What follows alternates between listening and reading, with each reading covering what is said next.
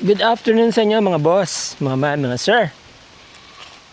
Dito po tayo sa Zambales, San Antonio, Castillejos, Zambales, ano po. About 10 minutes drive to the National Highway. Itong property na to mga boss. Meron mga century-old mango trees, kinalabaw tsaka Indian mango. Tapos, ito ay mabolo. Sabi nila, yan daw yung kamagong, pero hindi. Mabolo po yan. Otherwise, tawag din nila kamagong siguro, kamagong na may bunga na mabolo. Okay.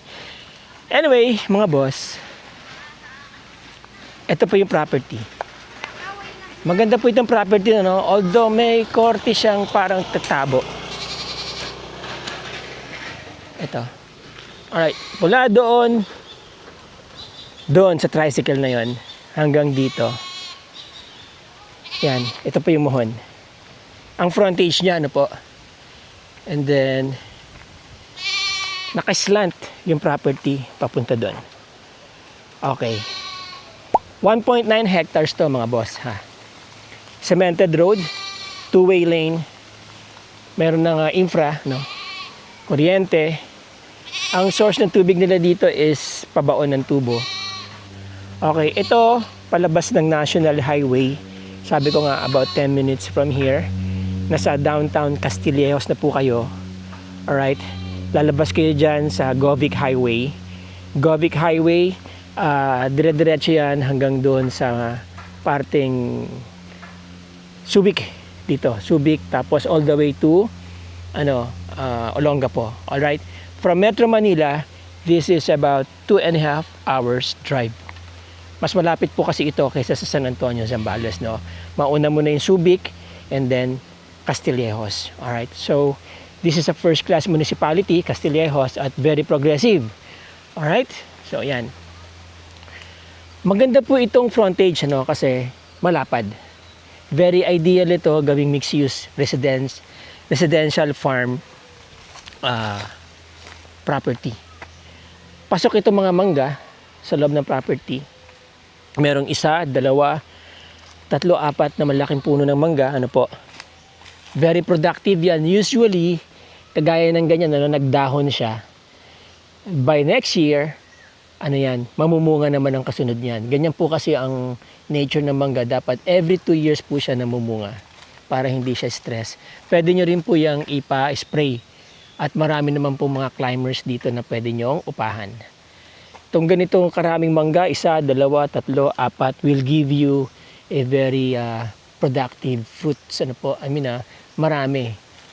Given the right management, kaya nyo humarvest dito ng mga 100 plus na kaing. Kasi lahat ng sanga niyan namumunga ng mangga eh. Siyempre, alangan naman mamunga ng saging, di ba? Anyway, okay, so may iba pang puno dito, ano? Maganda po itong lugar. Very peaceful. Talagang farm na farm ang peg nyo rito, mga boss. Okay, explain ko lang sa inyo, no? May konting adjustment dito, yung may-ari, pero settled na yan. By the way, titulado po ito. Doktor po ang may-ari nito. Okay, meron akong i-describe sa inyo dito on the ground, ano? Ito mga boss, no? So, ito po yung boundary. Yan. Itong puno na to. And then, papunta doon. Yun. Boundary po yan, ha? Yun. Tapos, papunta doon sa kabilang bakod. About 70 meters po ang frontage niya. So, this is 70 meters as well. Square yan hanggang pagdating dito. Remember, this is 1.9 hectares. Ano po? Now, itong square na to, so bago ko i-discuss sa inyo, i-describe na rin. Pasilipin na natin kay Chocox.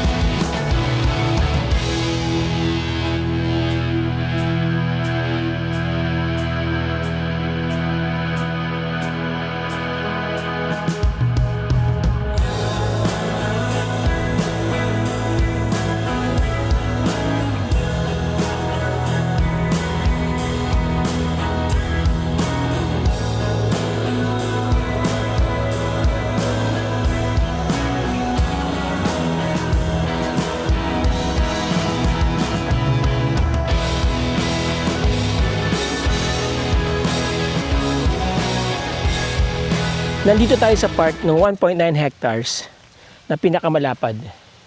And I think this area alone is about 3,000 to 4,000 square meters.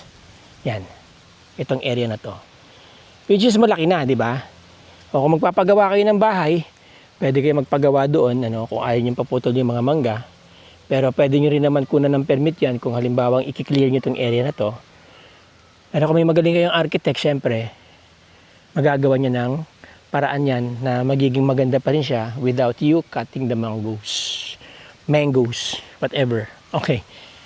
Ito kasi, itong bahay dito, humingi sila ng right of way dito sa gilid, no? Yan. So, ayan ang magiging daan nila eventually. In the meantime, dito lang sila nakadaan. Pero mula dyan, nag-corner na yan, papunta dito.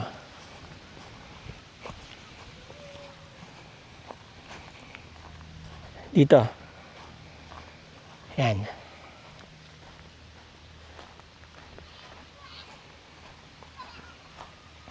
Dito. Itong area na to. Yan, nag-corner na siya. Tapos, dumire-diretso na siya papunta dun. Paliit, mga boss. Kasi pagdating doon, sa may kalsada din doon, yung end boundary niya, may creek din dyan, nasa 9 meters na lang po yung kanyang width. Alright? So, technically, etong area na to, which is portion pa rin ng property, malaki pa rin, di ba? In fact, mga nasa ano pa po ito? 1,000 square meters. Feeling ko lang, I think.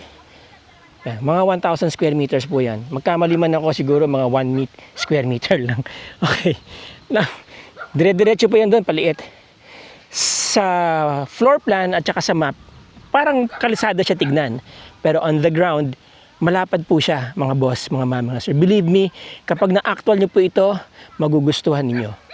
Yan. Ito ang lapad din nito, ayan, diba? Siguro ito mga 4,000 to 4,500 square meters. So, essentially, you have, bago siya dumating dun sa pasikip, you have a lot of space to, to do whatever you want, diba? At pagdating dun sa dulo, diba, pwede pa kayo maglagay 8 meters na road, na frontage doon sa dulo. Still a wide area po yan. Maliit lang po tignan sa lot plan kasi syempre naka-scale yan, di ba? Nang maliit talaga. But on the ground, sabi ko nga, malapad po. Maganda yung property, mga boss, mga mama, mga sir. And you know what? 600 pesos lang to per square meter. Oo. So, para makita nyo talaga yung potential ng property at yung ganda niya, you have to be here, You have to see it for yourself. Okay?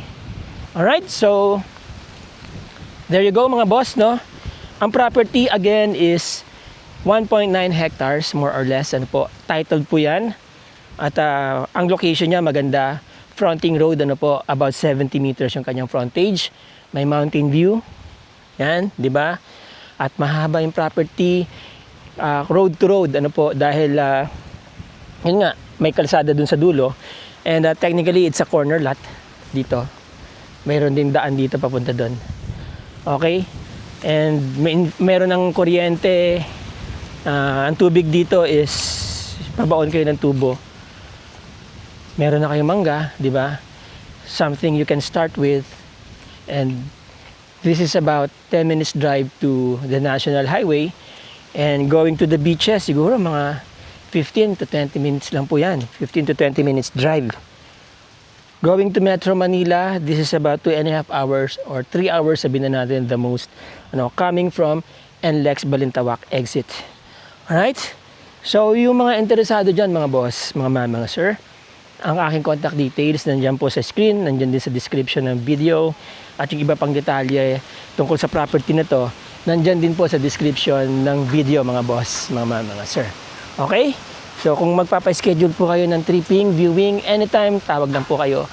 Get in touch, mga boss, mga ma'am, mga sir. Alright? Again, maraming salamat po sa inyo. Maraming salamat sa inyong panonood, mga boss, mga ma'am, mga sir. Let's be grateful every day. Till the next video. Ciao.